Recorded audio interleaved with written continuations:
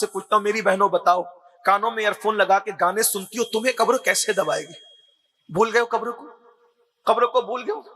मर्दों से बात करती हो हंस हंस के खिलखिला खिलखिला, तुम भूल गई चचाजाद बेटे से, चचा के बेटे से, चचाजाद भाई से पर्दा करना फर्ज, मामूजाद भाई से पर्दा करना फर्ज, खालाजाद भाई से पर्दा करना फर्ज, खाला के बेटे से भी पर्दा करना, देवर से भी पर्दा करना फर्ज है, पीर से भी पर्दा करना फर्ज है, मस्जिद के इमाम से भी पर्दा करना फर्ज। आज औरतें इतनी बेबाक हुई कि अजनबी मर्दों से खिलखिला के बातें कर। आका फरमाते जो औरत सिर्फ खुशबू लगा के घर से निकले कि उसकी खुशबू मर्दों की नाक में पहुंचे, ऐसी औरतें कयामत के दिन जानिया औरतों की हैसियत से उठाई जाएगी, जिनाकार औरतों की हैसियत से ऐसी औरतें। सोचो तो सही, जो मजहब तुम्हें मस्जिद जाने की इजाजत नहीं देता, उस मजहब की मानने वाली औरतें ब्यूटी पार्लर तक जा रही। और हमें क्या हो गया? हमें क्या हो गया? हमारा मजहब, आज हम मजहब से दूर हो गए। सोचो मरना है, हमने दर्जनों मैयतों को अपने हाथों से दफन करते हुए देखा है, दर्जनों। हमें भी मरना है। सोचो जब कब्र दबाएंगे क्या? एक नेक बंदा, अल्लाह का वलियों से भी बुलंद मर्तबा बंदा, सैयदुल अंसार, लाशऊरी तौर पर पेशाब के छींटों से न बचे तो कब्र यूं दबा रही है। हुजूर के चेहरे पे आसार आते हैं और हम गुनाह से नहीं बचे। चुगली हम करें, गीबत हम करें।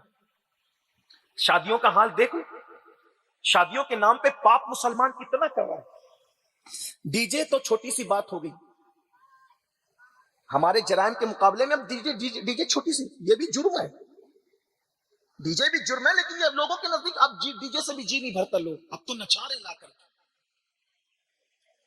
मेहंदी की रस्में हैं, हल्दी की रस्में हैं, मुशरिकाना रसूमात हैं। बताओ कभी रसूलुल्लाह के घर की शादी देखी? कलमा नबी का पढ़ते हो, नबी के घर के मुताबिक शादी नहीं करते, मुशरिकों के मुताबिक शादी करते हो। किससे दिल का रिश्ता जोड़ रखा है? और जिस शादी में म्यूजिक ना हो, गाने बाजे ना हो, तमाशे ना हो, उस शादी का मजाक उड़ाते हो ये कहकर कि शादी हो रही है कि मैयत हो रही है। और मैं लोगों से कहता हूं मेरे भाइयों, अगर अल्लाह रसूल की खुशी आपको चाहिए और अपनी कब्र को जन्नत के बागों में से बाग देखना है, तो ये झूठी अवाम की फिक्र मत करो, कौन तारीफ करेगा कौन तौहीद करेगा। पब्लिक की ज़बान की फिक्र छोड़ दो, अल्लाह उसके रसूल को राजी करने की फिक्र करो, क्योंकि जन्नत हमें इन झूठी पब्लिक से नहीं लेना, जन्नत तो हमें अल्लाह से लेना है, उसके रसूल से लेना है। सुभान अल्लाह, सुभान अल्लाह। गाने की आवाज शादी के मौके पर जहां जहां तक जाएगी, जितनी दूर तक आवाज जाएगी, जितने लोग सुनेंगे वो सब अगर खुशी से सुन रहे तो गुनहगार होंगे, और उन सब का गुनाह उसके सर पे आएगा जिसने वो गाने की महफिल रखी है, जिसने वो म्यूजिक की महफिल रखी है। और याद रखना, जब अल्लाह की नाफरमानी करोगे तो तबाही के लिए तैयार हो जाओ।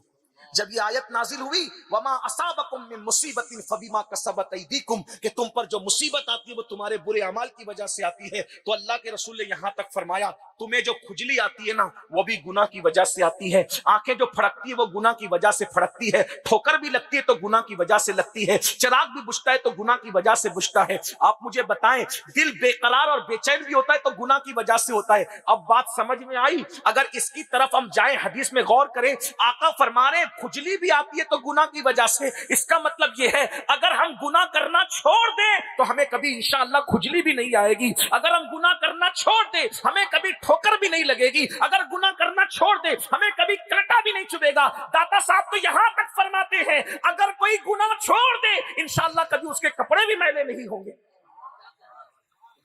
गुनाह वो है, आज हम कहते हैं इतना टेंशन क्यों है, ये टेंशन क्यों? लोग कहते हैं सब कुछ है सुकून नहीं है। ये कहते हो बेटी को रिश्ते नहीं आ रहे, क्यों नहीं आ रहे बताओ? गुनाह कर रहे हो इसलिए।